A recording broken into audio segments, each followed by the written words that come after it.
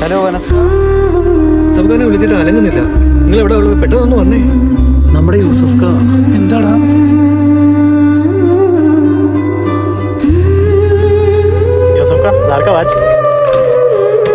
മതിയാക്കി പോവല്ലേ, കൊച്ചുമക്കൾക്ക് വല്ലതും കൊടുക്കണ്ടേ? Okay bye.